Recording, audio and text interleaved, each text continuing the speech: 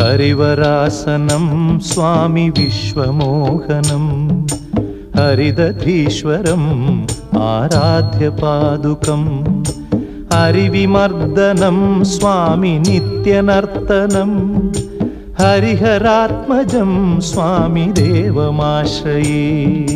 शरणमय्यप्पा स्वामी शरणमय्यप्पा शरणमय्यप्पा स्वामी शरणमय्यप्पा।